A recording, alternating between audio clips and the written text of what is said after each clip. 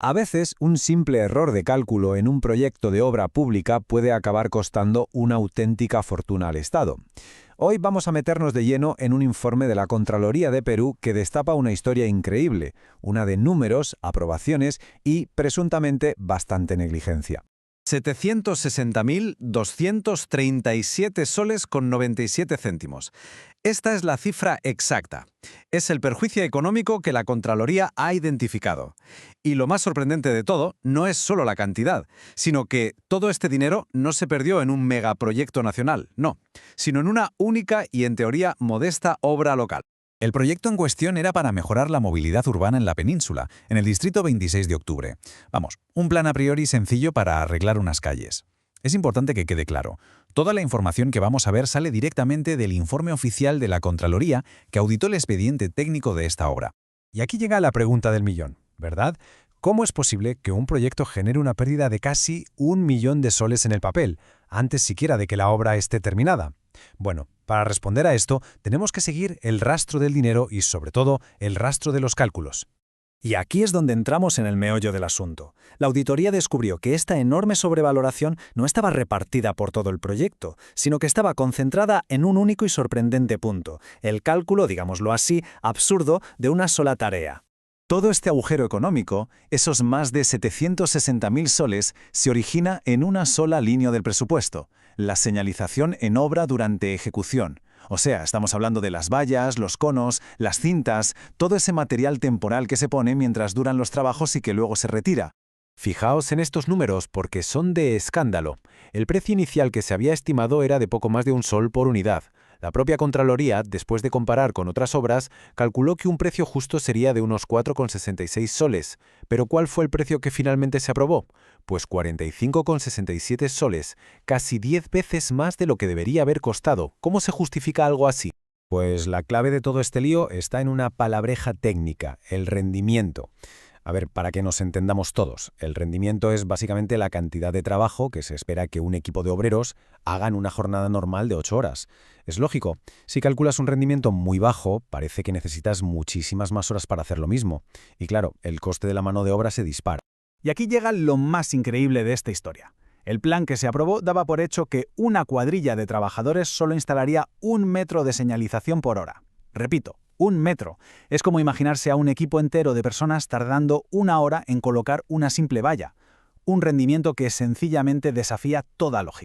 De hecho, es tan absurdo que el propio informe de la Contraloría lo califica de incongruente. Y ojo, que en una versión anterior del plan el cálculo era todavía más delirante. Se llegó a estimar que la tarea de señalización completa llevaría el equivalente a casi 20 años de trabajo. 20 años para una obra que debía durar solo 180 días. Esto nos da una idea de la escala del error. Vale, el error es garrafal, pero la siguiente pregunta es, ¿cómo es posible que un fallo tan evidente pasara todos los filtros? Porque no fue un despiste de una sola vez. La auditoría revela una cadena de aprobaciones donde esta cifra inflada sobrevivió una y otra vez.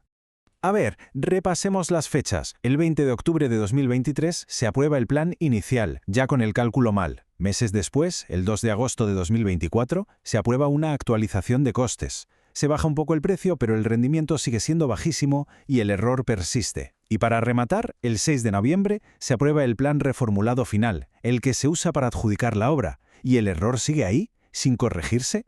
3 oportunidades clarísimas para arreglarlo y las 3 se dejaron pasar. Y aquí viene un dato crucial. El informe destaca que la misma persona, el gerente de desarrollo urbano, fue quien aprobó el expediente técnico en estas 3 ocasiones clave. Su firma está en todos los documentos que contenían ese error de cálculo. Claro, el informe de la Contraloría no se anda con chiquitas y pone nombres sobre la mesa. Señala directamente a los funcionarios que presuntamente tuvieron responsabilidad en todo este proceso. Vamos a ver quiénes son y qué papel jugaron, siempre según la auditoría.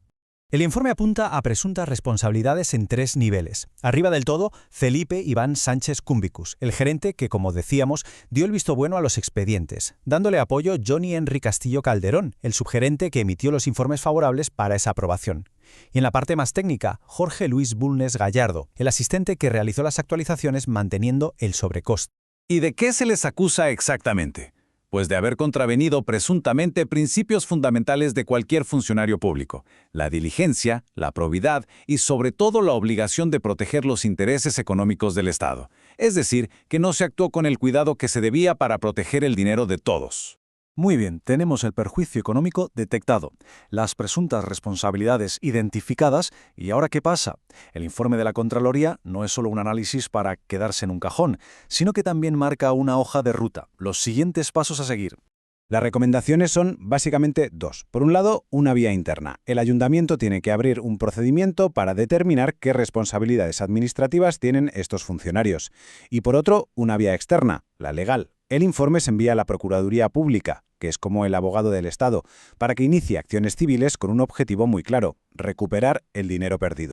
Y este caso nos deja con una pregunta final, una que va mucho más allá de esta obra en particular.